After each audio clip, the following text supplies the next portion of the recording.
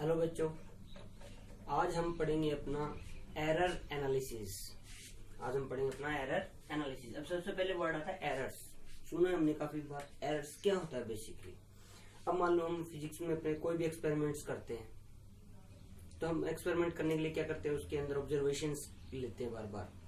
तो जो ऑब्जर्वेशंस लेते हैं उनकी वैल्यू जो एक्चुअल उस टर्म की जो वैल्यू अपने पास एक्चुअल जो उसकी वैल्यू है उससे थोड़ा बहुत डिफर करती है।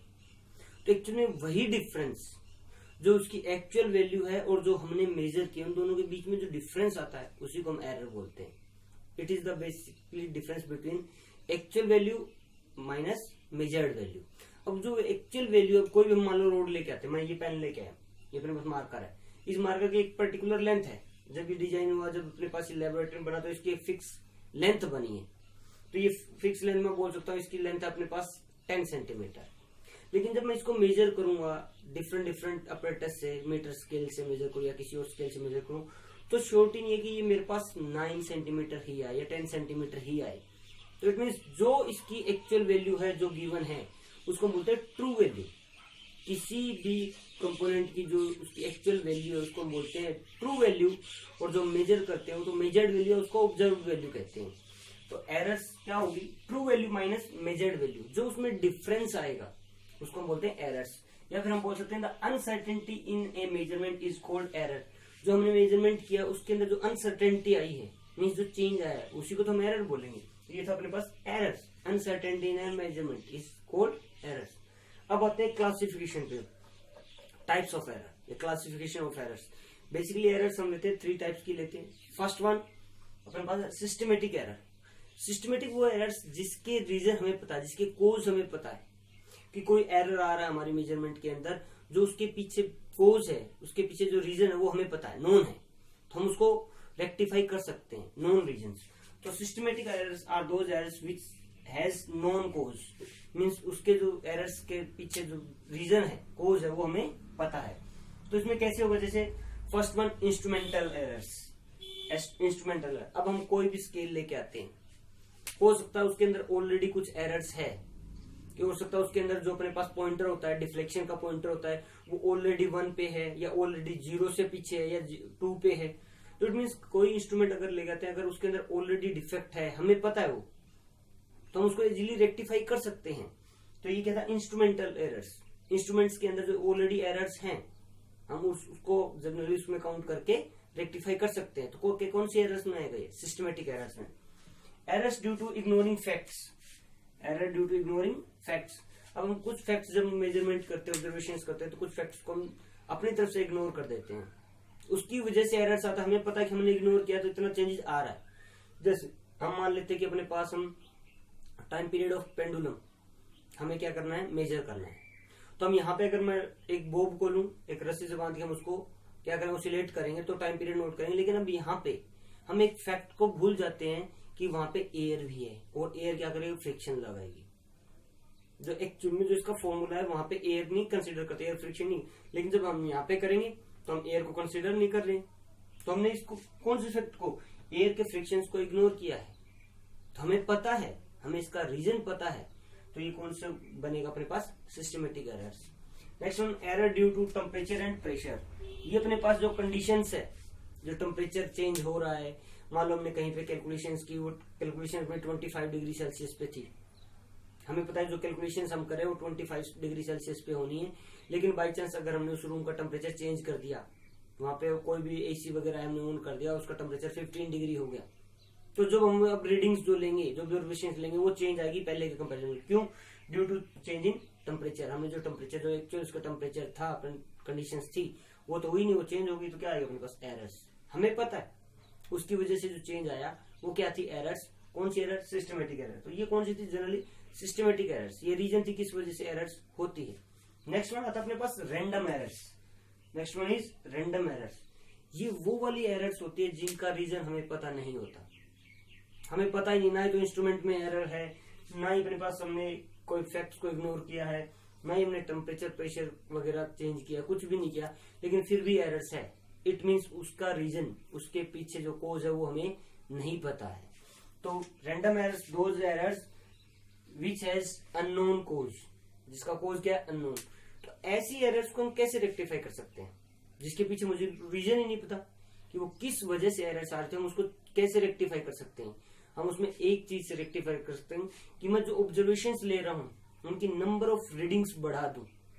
मैंने पहले एक बार ऑब्जर्व किया, मैं इसी स्केल की बात करता हूँ, मुझे नहीं पता किस वजह से मैं इसकी एक बार रीडिंग नोट की, फिर मैंने दूसरी बार रीडिंग नोट की, 3 बार 4 बार, ऐसे मैं नंबर ऑफ रीडिंग्स बढ़ा दूं, ऑब्जर्वेशंस बढ़ा दूं और सब उनकी एक मीन वैल्यू ले लूं, मैं उन सबकी एक मीन वैल्यू ले लूं, तो क्या मिलेगा मुझे? एक एक्यूरेट तो एग्जैक्ट तो नहीं बोलूंगा, but accurate means nearly actual value के पास मेरे को एक वैल्यू मिलेगी। इसकी क्या मिलेगी? मेरे को एक्चुअल वैल्यू के नियर बाई एक वैल्यू मिल जाएगी। तो मैं जितनी ज्यादा रीडिंग्स बढ़ाएंगे उतनी ज्यादा एक्यूरेसी अपने पास बढ़ेगी, जो अपने पास जो मेजरमेंट है उसमें उतनी ज्यादा एक्यूरेसी इंक्रीज हो जाएगी। तो यहाँ पे ये random errors can be minimised bye repeating observations. Readings ले रहे हैं आप R1, R2, R3, R4 readings ली, मैं इन सब को क्या कर दूं? मीन वैल्यू ले लूं 4। अगर ये तो 4 थी, अगर मैं 10 ले लेता हूँ और ज्यादा एक्यूरेसी बढ़ेगी। मैं ऐसे इसको बढ़ाते हुए n नंबर ऑफ रीडिंग्स ले लेता हूँ, तो उसको मीन वैल्यू के लिए क्या कर दूंगा? n से डिवाइड, ये मेरे पास मीन वैल्यू आ जाएगी। क्या है? नियरली एक्यूरेट वैल्यू आएगी।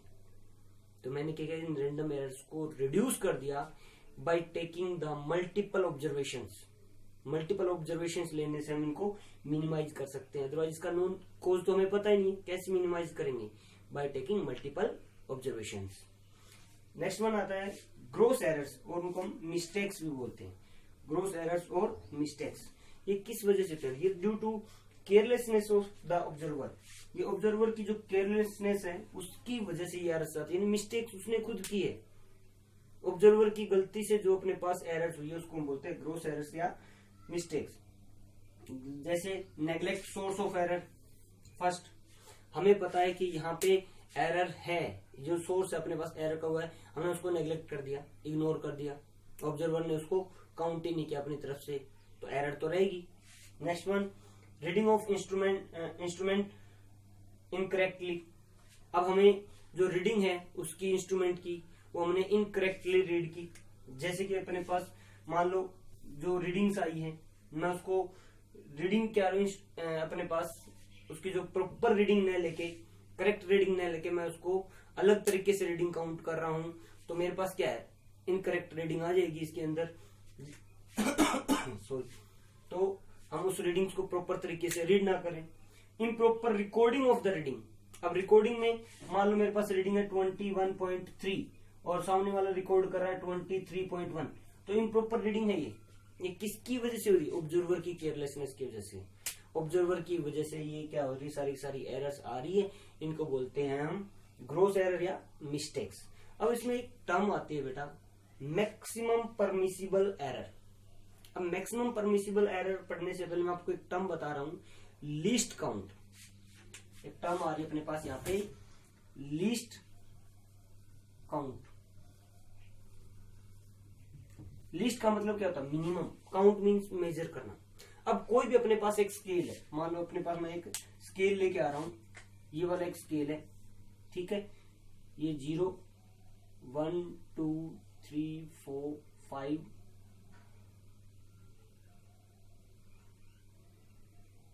1 2 3 4 5, तो ये मैं यहाँ पे ले लेता हूँ 1 सेंटीमीटर तक का एक छोटा स्केल है।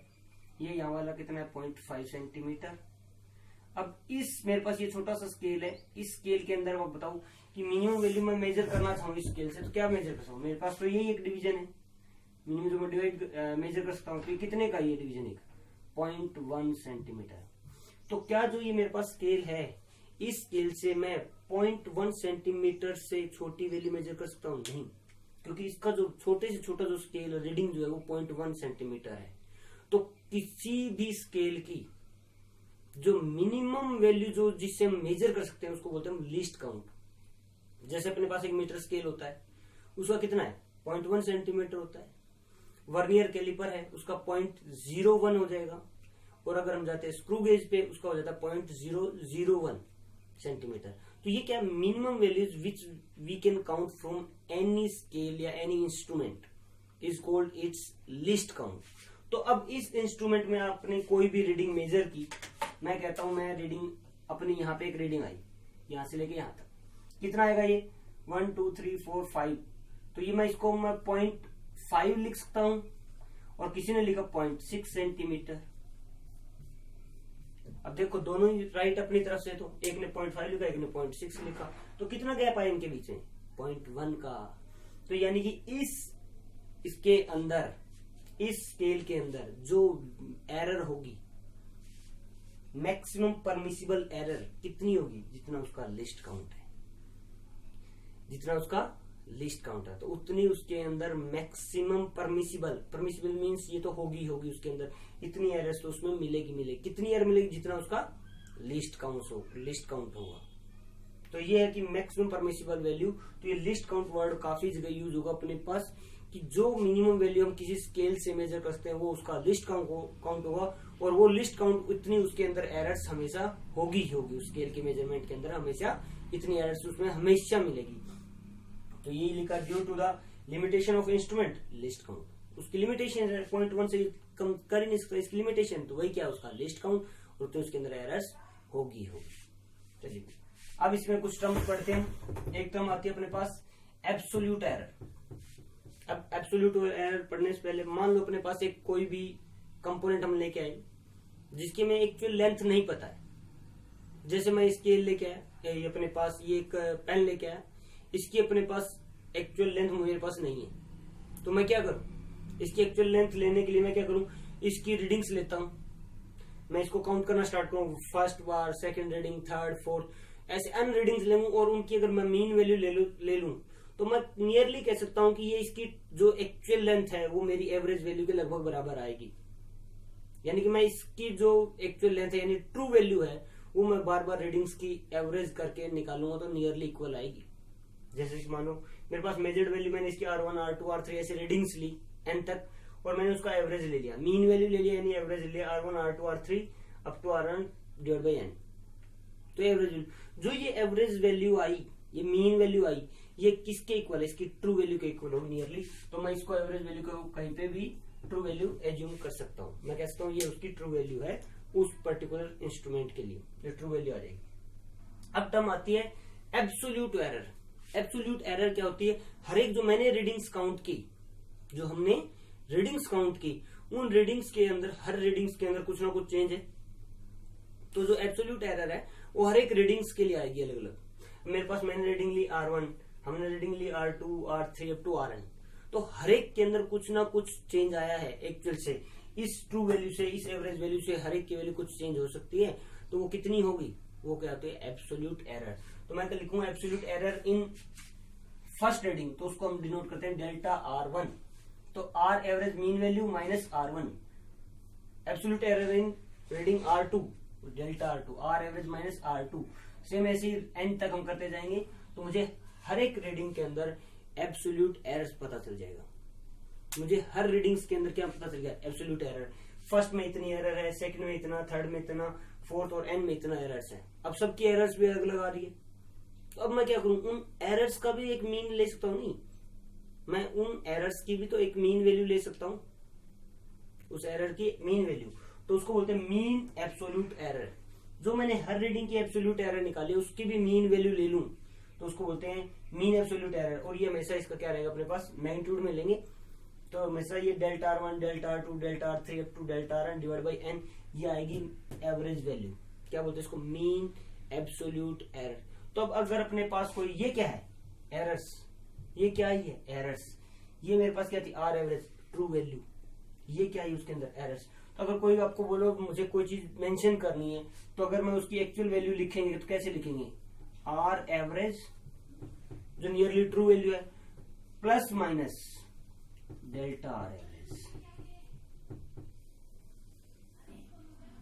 यानी कि मैं इसको बोल सकता हूं कि ये मेरा कितना आया, 9 सेंटीमीटर के तो करीब नहीं आया, मान ले तो मैं 8.9 सेंटीमीटर प्लस माइनस जो मेरे पास एरर्स जितनी चेंज आ रहा है उसकी भी एक एवरेज वैल्यू।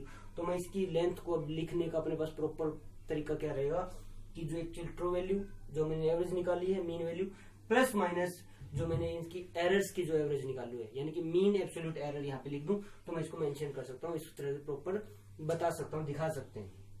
नेक्स्ट आता है अपने पास रिलेटिव एरर। रिलेटिव एरर होता है mean absolute error divided by average value. Mean absolute error हमने क्या निकाली, ये डिवाइडेड बाई एवरेज वैल्यू। तो ये अपने पास फॉर्मूला आ जाएगा किसका, रिलेटिव एरर्स का। अब आता है परसेंटेज एरर। परसेंटेज एरर अगर मैं इस रिलेटिव एरर्स का परसेंटेज मल्टीप्लाई कर दूं 100 से, तो उस एरर को नाम दिया गया percentage error. Delta R average divide by R average into 100, तो ये आ जाएगा अपने पास परसेंटेज एरर। चलो बच्चों इसके ऊपर एक एग्जांपल करते हैं कि मान लेते हैं मेरे पास डायमीटर, एक वायर का डायमीटर मेजर किया गया स्क्रू गेज की हेल्प से। तो उस स्क्रू गेज की हेल्प से उसने क्या किया, ट्रू वैल्यू न देकर उसने 5 रीडिंग्स दे दी कि स्क्रू गेज से उसने डायमीटर मेजर किया। तो R1 आया 2.620, R2 2.625, R3 2.630, R4 2.628, R5 2.626। ये 5 वैल्यू उसने स्क्रू गेज की हेल्प से चेक किया डायमीटर उस वायर का। तो उसने पूछा कि आप इसमें एब्सोल्यूट एरर बताओ, आप इसमें मीन एब्सोल्यूट एरर बताओ, आप इसके अंदर relative error and percentage error सभी की सभी फाइंड आउट करो। तो अब सबसे पहले तो मुझे इसकी ट्रू वैल्यू नहीं पता कि एक्चुअल वैल्यू है इस डायमीटर की एक्चुअल वैल्यू क्या है, ट्रू वैल्यू यानी एक्चुअल वैल्यू क्या नहीं पता। तो मैं क्या करूं, उसका मीन वैल्यू ले लूं और वो किसके बराबर मान लेता हूँ, true value, nearly true value होती है। तो मैं इन सबको ऐड करके 5 रीडिंग से 5 से डिवाइड कर देंगे तो मेरे पास वैल्यू आएगी 2.6258। अब याद है बेटा इसमें यूज होगा अपने पास significant figures, rounding off significant figures पढ़ा था हमने। तो यहाँ पे देखो अपने पास ऊपर जो डेसिमल के बाद लिस्ट काउंट कितने 3 है, यहाँ पे डेसिमल के बाद 4 आ रहे हैं। तो क्या करें हम इसके अंदर, इसकी जो वैल्यू करेंगे तो राउंडिंग ऑफ करेंगे तो 8 के बाद ये 5 का क्या बन जाएगा 6, 2.626 ये एवरेज वैल्यू, ये इसको क्या मान लूंगा मैं, ट्रू वैल्यू। क्या मान लूंगा इसको, ट्रू वैल्यू कंसिडर कर सकता हूँ। अब आता अपने पास क्या निकालना है, एब्सोल्यूट एरर। एब्सोल्यूट एरर तो हर रीडिंग्स पे निकालना है। अगर मेरे पास ये आया है 2.626 तो इस फर्स्ट रीडिंग के एब्सोल्यूट एरर कितना, delta R1। Delta R1 means क्या होगा, अपने पास क्या होता है आर एवरेज माइनस R1, यानी कि ये वैल्यू माइनस ये वैल्यू। तो देखो इसमें से ये माइनस करेंगे तो 0.006, फिर इसमें से आर एवरेज में से R2 में माइनस करेंगे, सब्ट्रैक्ट करेंगे तो ये, फिर आर एवरेज में R3। तो ये सारी की सारी देखो माइनस आई कुछ टर्म्स, ये वाली वैल्यूज क्या 628 बड़ा है, 630 बड़ा है, इससे तो ये नेगेटिव में आई यहाँ पे। तो ये क्या आ गया मेरे पास, क्या ये absolute errors in all the readings, ये एब्सोल्यूट एरर्स आ चुकी है। मुझे क्या निकालना है, mean absolute error. Mean absolute में क्या लूंगा मैं, ये सारी चीजें क्या लेंगे, इन सबका क्या रहेगा, मैग्नीट्यूड रहेगा। मैग्नीट्यूड लेते हैं, मैग्नीट्यूड में सब की सब क्या ऐड हो जाएगी। तो मैं इन सबको ऐड कर दूं 6, 1, 7, 4, 11, 2, 13। तो ये 0.013 डिवाइड बाई टोटल कितना है 5। तो अपने पास वैल्यू 0.0026। लेकिन इसमें क्या है, मिनिमम देखना, इसमें अपने पास सिग्निफिकेंट फिगर्स कितने 2। तो हम कितने रखेंगे सिग्निफिकेंट फिगर्स, 2 ही रखेंगे। तो सॉरी अपने पास 1, तो क्या रखेंगे अपने पास आफ्टर डेसिमल 3 प्लेस है, तो अपने पास यहाँ पे 4 थे, तो यहाँ 6 को राउंडिंग ऑफ करेंगे तो यहाँ पे 2 का क्या बन जाएगा 3। तो ये आ गया अपने पास मीन एब्सोल्यूट एरर। अब निकालना रिलेटिव एरर। रिलेटिव एरर क्या होगा अपने पास, mean absolute error divide by average value, जो हमने बनाई थी ट्रू वैल्यू। ये परसेंटेज क्या, इसको 100 से मल्टीप्लाई करो तो परसेंटेज एरर आ जाएगी। ये था बच्चों अपने पास टॉपिक। नेक्स्ट में हम पढ़ेंगे अपने पास, हम पढ़ेंगे प्रोपेगेशन ऑफ एरर।